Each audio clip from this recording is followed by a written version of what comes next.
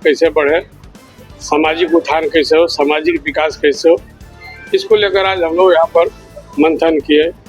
वह थोड़ा और तीव्र गति से होना चाहिए, एजुकेशन के हर एक क्षेत्रों में होना चाहिए, प्रशासनिक पदों पर होना चाहिए। और जो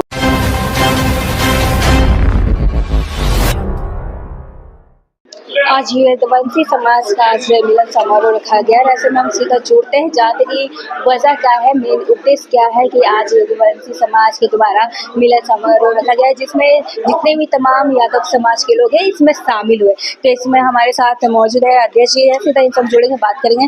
आप अपना परिचय के साथ। मैं सुधीर गो, श्री कृष्ण यादव महासभा के अध्यक्ष झारखंड प्रदेश और झारखंड प्रदेश श्रमिक प्रकोष्ठ के भी अध्यक्ष हूँ, आरजेडी।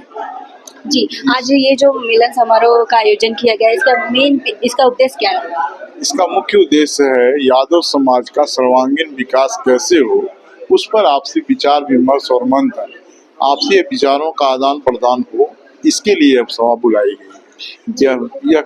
यह मंथन किया गया कि शिक्षा के क्षेत्र में विकास कर हम समाज के सभी चुनौतियों का सामना कर सकते हैं। जी, ऐसा क्या लगता है कि क्या कमी है अभी भी यादव समाज की, जो उसको बढ़ाने की जरूरत है? क्या लगता है? यादव समाज में सबसे बड़ी कमी अभी जो हम महसूस करते हैं कि हमारे सभी क्षेत्रों में विकास समय हो रहा है, वह थोड़ा और तीव्र गति से होना चाहिए, एजुकेशन के हर एक क्षेत्रों में होना चाहिए, प्रशासनिक पदों पर होना चाहिए।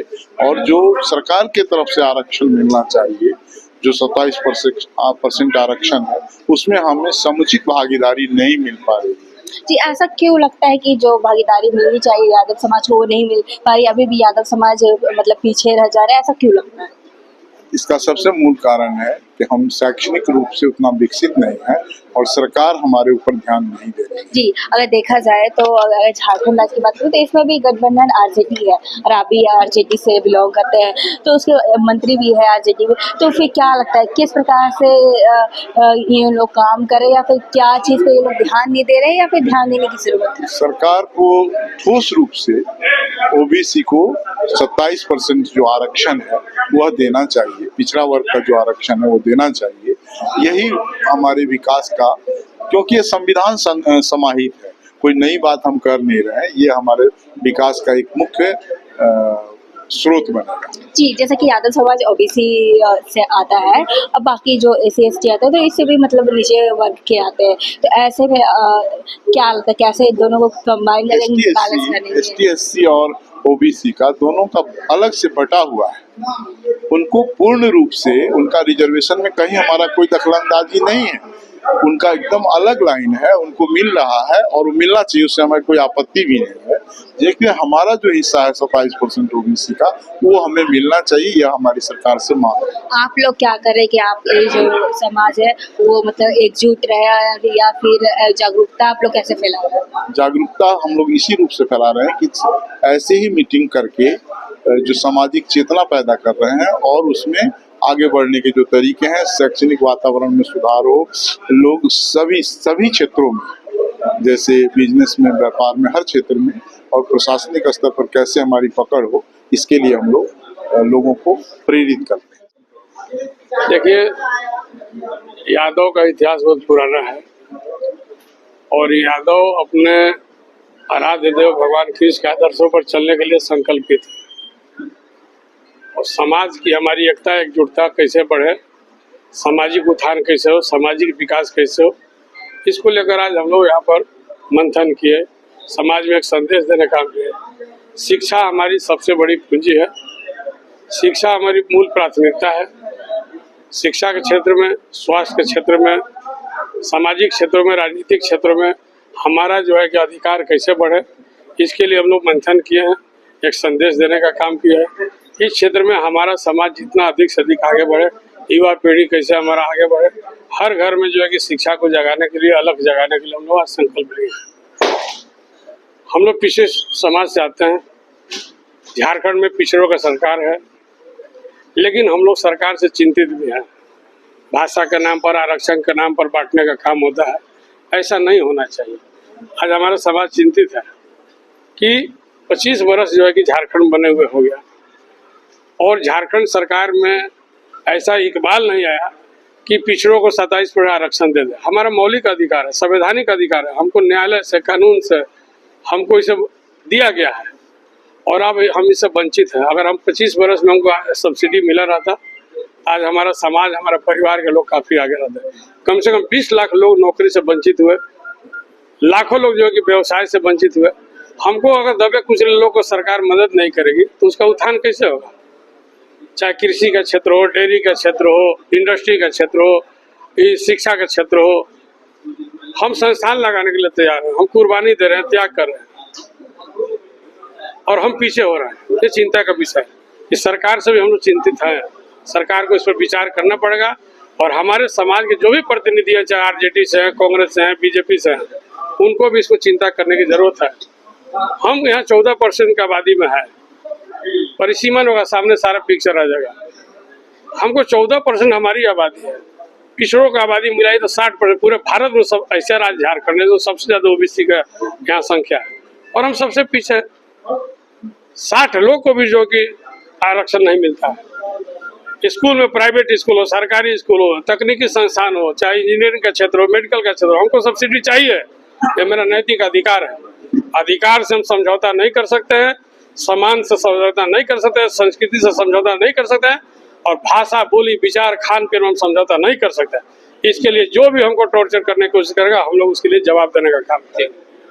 इस वक्त हमारे साथ खास बातचीत के लिए मौजूद है retired principal RP Rai ji. सीधा इनसे जुड़ेंगे, जानते हैं इनका क्या राय है। कैसे देखते हैं आप यादव समाज, आप कैसे देखते हैं? देखिए, यादव समाज कई वर्षों से, माने बहुत साल से वंचित, कुचला है, दबा हुआ है। इस समाज में शिक्षा की कमी है और जो शिक्षा पर्याप्त मात्रा में होनी चाहिए, आज तक इस समाज को नहीं मिला है।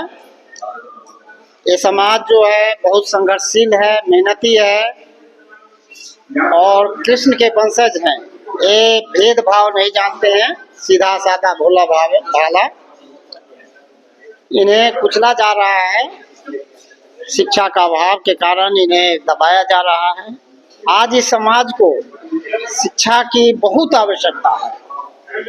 हम लोग, खास करके मैं शिक्षा विभाग से रहा हूँ, मैं समझ रहा हूँ कि शिक्षा का क्या महत्व होता है और इसी महत्व को मैं समझाने के लिए यादव समाज से जुड़ा हूँ और इसे घर घर पहुँचाना चाहता हूँ ताकि शिक्षा का विकास हो, शिक्षा का प्रचार प्रसार हो और शिक्षा ही देश को आगे बढ़ा सकता है। जी, जैसा कि आपने बोला कि आप शिक्षा विभाग से रहे हैं, तो आप कैसे देखते हैं लड़कियों की शिक्षा में या लड़कों में क्या देखने को मिला? आप इतने साल से मतलब प्रिंसिपल के तौर पे आपने काम भी किया, कैसे देखते हैं? देखिए, शिक्षा का अभी भी अभाव है। हालांकि लोग जागरूक हो रहे हैं, लोगों में जागरूकता आई है, लोग बच्चों को पढ़ा लिखा रहे हैं, लेकिन सही अर्थों में जो संस्कार मिलना चाहिए, बच्चों को तो संस्कार बाप माँ से ही मिलता है, परिवार से मिलता है, लेकिन वो जो मात्रा में होना चाहिए वो नहीं हो रहा है। हाँ, आज के गार्जियन बहुत आगे बढ़ रहे हैं, अपनी लड़कियों को स्कूल भेज रहे हैं।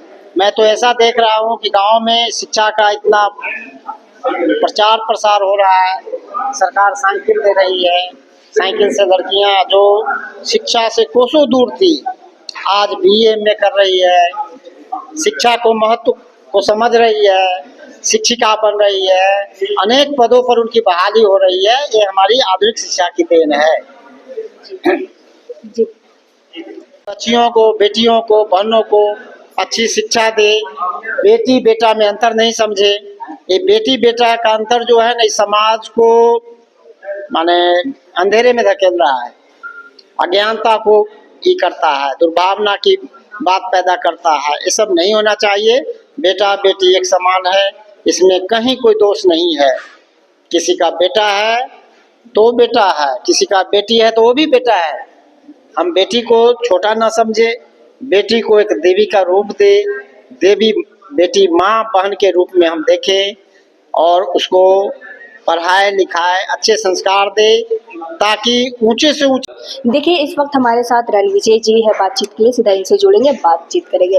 रणविजय जी, आज आप लोग का समाज का यहाँ पे एक महामिलन समारोह का आयोजन किया गया, क्या पीछे की वजह रही? श्री कृष्ण विकास मंच के तहत जो यदुवंशी समाज का जो सम्मेलन हुआ, इसमें एक संकल्प लिया गया कि यादव समाज को बढ़ाया जाए, जो शिक्षा से वंचित है उनको आगे बढ़ाया जाए और ऐसा समाज के लिए काम किया जाए कि ये अपना यादव समाज का तो विकास हो ही, साथ साथ समाज में सामाजिक समरसता भी है। जी, कैसे देखते हैं यादव समाज को आप, क्योंकि आज 2026 है, पहले का यादव समाज और अब का यादव समाज, क्या कुछ बदलाव हुआ? देखिए, सामाजिक रूप से यह स्वाभाविक है कि शिक्षा में तो आगे बढ़ रहे हैं, लेकिन जिस अनुपात में जनसंख्या है उस अनुपात में यादव समाज का विकास नहीं हो रहा। साथ ही शैक्षणिक विकास नहीं होने के चलते आपसी सामाजिक जो कटुता है वो थोड़ी ज़्यादा है, जिसको हम लोग कोशिश कर रहे हैं कि इस तरह के सम्मेलन के द्वारा